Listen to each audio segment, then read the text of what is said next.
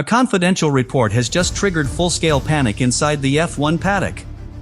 Red Bull's 2026 engine, already controversial, has now been linked to a compression trick that could hand them 15 horsepower for free, legally. It's the same gray zone Mercedes once exploited, but this time, Red Bull is going all in. Ferrari, Audi, and Honda are now pressuring the FIA to ban it before testing begins. But here's the twist: if the FIA doesn't act in the next few weeks, the rest of the grid may never be able to catch up. And some insiders believe it may already be too late. Officially, the FIA has said nothing. No statements, no technical clarifications, no emergency meetings on record. But behind closed doors, the atmosphere is changing fast. Red Bull's 2026 power unit, developed in-house for the first time in their history, and backed by Ford's resources, was always expected to be ambitious. But now, the tone around it has shifted from curiosity to concern. Because what began as whispers of innovation are now being treated as early signs of a dangerous imbalance, one that could derail the entire purpose of the 2026 engine regulations. The new rules were designed to reset the game. With strict limits on fuel flow, mandatory energy recovery balance, and capped development windows, the FIA promised a more competitive future, one that would prevent any team from running away with the season based on engine power alone. But the moment Red Bull's early data was reviewed by technical personnel from rival teams, that promise began to fracture. What they saw wasn't just a performance edge. It was a structural advantage, built on combustion behavior that the FIA never clearly defined, an omission that may now have opened the door to a technical arms race before a single lap has been run. Sources close to the situation describe a power unit that behaves non-linearly under sustained thermal load. In plain terms, that means Red Bull's engine appears to increase its output precisely when most engines begin to suffer. Instead of flattening under high temperatures, the combustion cycle sharpens. Torque peaks later. Energy recovery becomes more efficient. These are subtle effects, but at the limit of F1, subtle is deadly. And worse, the effect only triggers under race-like heat saturation, meaning it can't be detected in normal testing environments. The FIA may be looking in the wrong place entirely.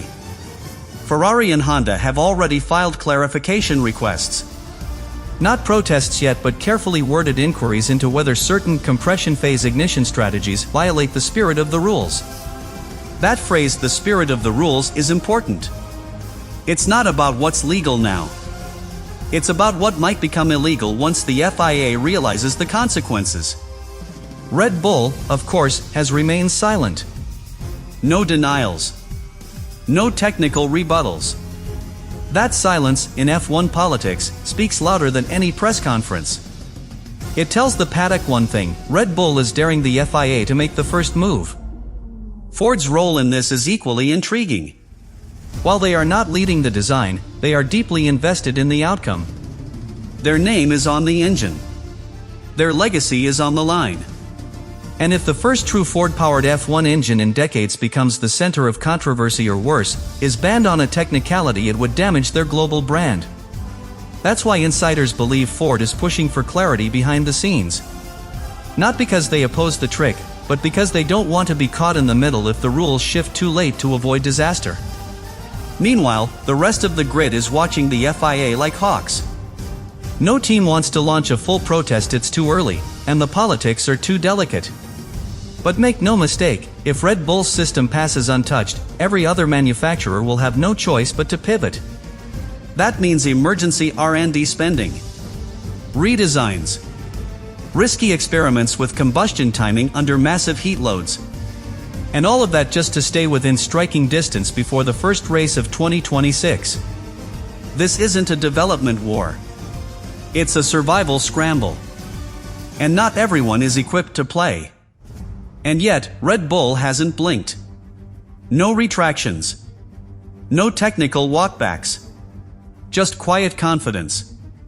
And in this sport, when a team acts like they already know the answer, it usually means they've already seen the loophole and built the entire engine around it. The leak wasn't dramatic. There was no whistleblower, no explosive press release, no leaked email dump. It came through the back channels of Formula One's technical ecosystem, the quiet corridors where teams, engine suppliers, and regulatory officials exchange pre-homologation data for compliance checks. In that process, something slipped out. A Red Bull performance dataset, anonymized but clearly originating from Milton Keynes, began circulating among senior power unit engineers at rival teams. And once it landed on the desks of Ferrari, Mercedes, Audi, and Honda, the reaction wasn't confusion. It was shock. What they found in that data wasn't a blatant breach of the rules. It wasn't even overtly aggressive.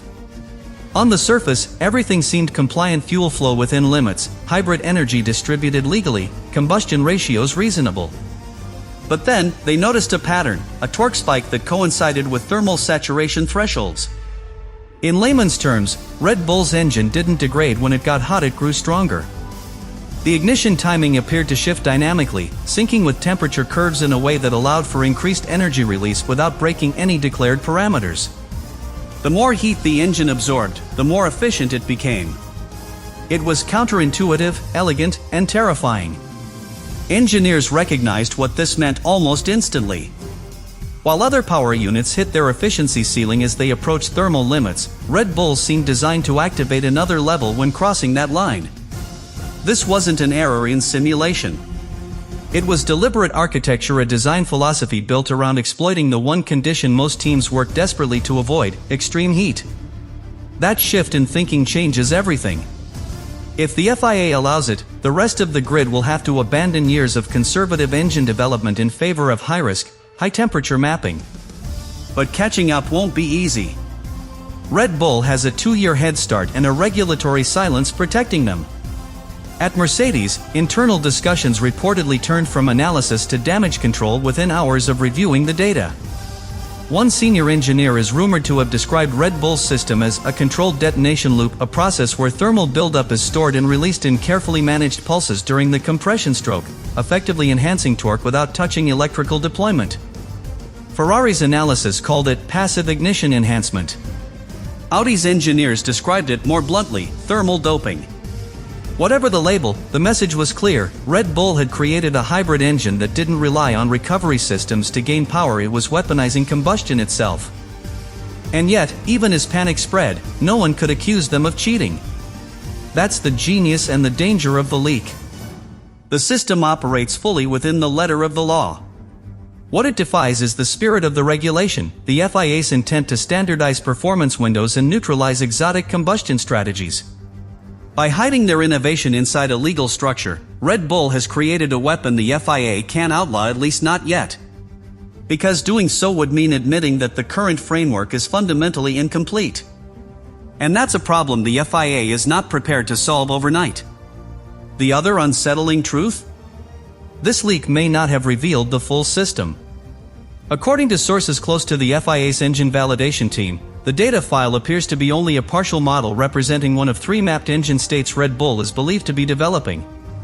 If that's true, the trick we're seeing now might only be stage 1. And if stage 2 or 3 are even more refined versions of this thermal ignition loop, the true extent of Red Bull's advantage is still hidden from view. That uncertainty is driving the grid to prepare for the worst-case scenario, a power unit that's not only legal and fast, but unknowable until it's already too late.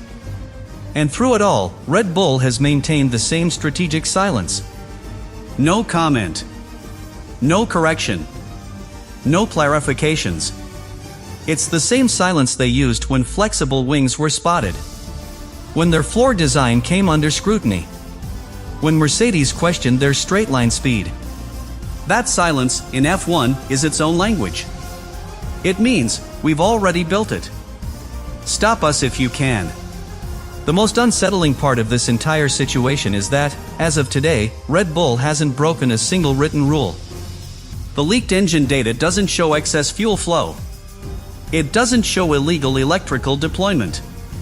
It doesn't even show a clear violation of combustion limits. Instead, it shows something far more dangerous for the FIA, an engine concept that lives entirely inside the spaces the regulations never clearly defined. And in Formula One, those undefined spaces are where championships are quietly decided long before the first race weekend arrives. The 2026 engine rules were written with a very specific philosophy in mind. Reduce complexity. Control costs. Prevent extreme combustion strategies that only a handful of teams could afford to develop. But in simplifying the framework, the FIA also assumed that teams would follow the same underlying engineering logic. Red Bull clearly didn't. What their engine appears to do is reinterpret the relationship between heat, pressure, and ignition timing in a way that the regulations simply never anticipated. Not banned. Not restricted. Just overlooked. This puts the FIA in a deeply uncomfortable position. If they step in now with a technical directive, they risk being accused of reacting to fear rather than facts. There has been no race data. No on-track dominance. No public demonstration of unfair advantage. Acting early would look like punishment for innovation, something the FIA has repeatedly said it wants to avoid. But if they wait, and Red Bull's engine proves as powerful as the leaked data suggests, the damage could already be irreversible by the time a ruling is made. History only makes this more complicated. Formula One has been here before. The blown diffuser era. Mercedes' DAS system. Ferrari's fuel flow controversy. Each time, the FIA hesitated, tried to balance innovation against fairness, and ended up acting only after the competitive order had already been distorted. Red Bull knows this history better than anyone. They know that once an engine concept is homologated, the window for intervention shrinks dramatically. And they appear to be racing not against rivals but against the calendar itself. What makes this gray area especially volatile is that engines are not like aerodynamics. You can't simply ban a concept mid-season and expect teams to adapt. Power units are frozen, tightly integrated systems. If Red Bull locks this architecture in before the FIA clarifies the rules, then even a future ban wouldn't fully remove the advantage. The performance knowledge would already exist. The development head start would already be banked. And the rest of the grid would be forced into years of reactive engineering just to close the gap. Rival teams understand this, which is why their approach has been so cautious. No protests. No public accusations. Instead, carefully worded requests for clarification. Quiet political pressure. Strategic leaks that raise awareness without forcing anyone's hand too early. The goal isn't to attack Red Bull directly. The goal is to force the FIA to define the gray area before Red Bull finishes building an engine around it. Because once that happens, no amount of regulation will fully undo the damage. And that's where the tension truly peaks. Because Red Bull is betting that the FIA won't act without proof. The rest of the grid is betting that waiting for proof will be fatal. Somewhere between those two positions sits a governing body that must decide whether to intervene in a future problem or clean up the consequences later. And in Formula One, history suggests that decision rarely comes early enough.